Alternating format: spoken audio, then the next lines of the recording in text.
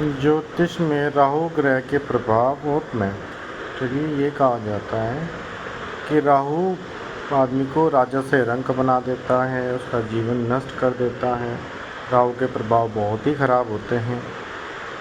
वैसे काफ़ी हद तक सही है अगर आपने सही तरह से उस पर ध्यान नहीं दिया, लेकिन फिर भी अगर आप अच्छे से समझेंगे तो ऐसा ये आपको इफ़ेक्ट नहीं करेगा। जो राहु का गुण धर्म होता है वो होता है ध्यान, यानी अटेंशन। सेकंड चीज़ होती है राहु की लीडरशिप। अब देखते हैं कि अलग अलग भाव में राहु क्या क्या परिणाम देता है। राहु अगर फर्स्ट हाउस में है तो कोई भी व्यक्ति सबसे ज़्यादा ध्यान अपनी पर्सनैलिटी के ऊपर देगा, सबसे ज़्यादा ध्यान अपनी पर्सनैलिटी पर देता है।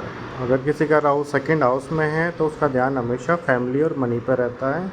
वो सोचता है हमेशा मैं कैसे पैसे कमा लूँ। तो सेकंड हाउस में अगर राहु है तो ज़रा प्लीज़ थोड़ा सा ध्यान दें। कभी भी पैसा इन्वेस्ट करने से पहले बहुत बार सोचें। कभी किसी को पैसा उधार मत दें। इन्वेस्ट करने से पहले कम से कम भी 10 लोगों से सलाह लेके फिर अपने आप को गहन चिंतन करके तभी आगे बढ़ना चाहिए। नहीं तो सेकंड हाउस के राहु में हमेशा फैमिली मनी क्राइसिस बनी रहेगी। अगर किसी का थर्ड हाउस में राहु है तो परफॉर्मेंस पे ध्यान रहता है उसका। वो सोचता है हमेशा मैं क्या पहनता हूँ, कैसे दिखता हूँ, कैसे लोगों से इंटरेक्ट, मतलब मैं कैसा दिख रहा हूँ, ये सब उसके अंदर बना रहता है। और किसी का हाउस अगर फोर्थ हाउस में है तो लैंड और प्रॉपर्टी में उसका ध्यान हमेशा बना रहता है। वो चाहता है कि मैं कैसे कैसे नए प्रॉपर्टी में इन्वेस्ट कर लूँ। अगर है भी तो करना भी चाहिए, तभी वो यूटिलाइज होगा राहु, नहीं तो हमेशा प्रॉब्लम क्रिएट करेगा। किसी का राहु अगर फिफ्थ हाउस में है तो एंटरटेनमेंट में उसका ध्यान हमेशा बना रहता है। तो एंटरटेनमेंट पे आपको ध्यान भी रखना है अगर राहु आपका फिफ्थ में है। किसी का राहु अगर सिक्स हाउस में है तो उसका ध्यान हमेशा जॉब या सर्विसेज में। अगर आपका ध्यान यहाँ नहीं है तो आपको प्रॉब्लम होगी। अगर किसी का सेवन्थ में राहु है तो वो आप सोचता है कि संसार से कैसे इंटरेक्ट करें, कैसे अपना काम निकाल लूँ। उन लोगों का ध्यान अपने पार्टनर पे भी हमेशा बना रहता है। ऐसे लोगों यूजुअली सेल्समैन भी हो सकते हैं। और किसी का राहु अगर एट्थ में है तो वो लाइजनिंग पे ध्यान रहता है कि छुप के कैसे अपना काम करा लूँ, क्योंकि एट्थ हाउस जो है वो हिडन का होता है।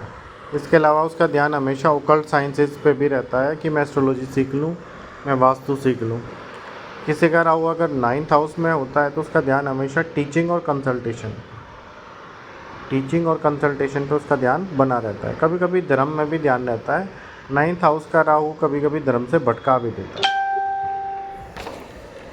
फिर आपका है, अगर आपका राहु टेंथ में है, टेंथ का राहु बहुत अच्छा होता है, बहुत ज़्यादा ग्रोथ देता है और राजनीति में सक्सेस देता है। बस आपको अपने आप को कंटिन्यू बनाए रखना होता है। तो टेंथ हाउस का राहु राजनीति में सक्सेस देता है। राजनीति के लिए दो चीज़ें बहुत अच्छी होती हैं, टेंथ हाउस का राहु और कैंसर असेंडेंट। अगर किसी का राहु 11th हाउस में है तो उसका ध्यान हमेशा अपनी इच्छा पूर्ति। ऐसे आदमी की इच्छा ही कभी ख़त्म नहीं होती। 12th में अगर राहु है तो वो आदमी खर्च पे ध्यान रखेगा या इन्वेस्टमेंट। अगर वो चाहता है कि उसकी सेविंग बनी रहे तो हमेशा इन्वेस्टमेंट करता रहे। अगर इन्वेस्टमेंट नहीं करोगे तो खर्चे बाद स्तर बने रहेंगे। ऐसा आदमी इंपोर्ट और एक्सपोर्ट पे भी ध्यान रखता है, फ़ॉरेन में सेटलमेंट पे भी ध्यान रहता है और कभी कभी अदर स्टेट घूमता ही रहता है। तो ये है राहु के आपके 12 भावों में रिजल्ट क्या होता है। इसके अलावा राहु की क्या रेमेडी होती है। देखो, राहु की रेमेडी जो बेस्ट होती है उस एरिया पे ध्यान देना होता है जिसमें आपका राहु है, यानी फर्स्ट से और 12th हाउस के बीच जब भी जहाँ भी आपका राहु है उसी पर आप ध्यान दोगे तो आपको ज़्यादा बेनिफिट होगा। सेकंड होता है मेडिटेशन, यानी आपको ध्यान देने से आपका ध्यान और नेक्स्ट होता है आपका राहु मंत्र भी आप कर सकते हैं। अपॉइंटमेंट नंबर है हमारा 9411818264। मैं लास्ट में फिर कह रहा हूँ, अगर राहु की बहुत अच्छी रेमेडी क्या है, ध्यान को बार बार शिफ्ट ना होने दें। यही राहु की सबसे अच्छी रेमेडी है। जिस एरिया में आपका राहु है वहाँ आपको बहुत ज़्यादा अटेंशन देनी होती है। थैंक यू, आप लोगों ने मुझे सुना। सभी लोग स्वस्थ रहें, अच्छे रहें।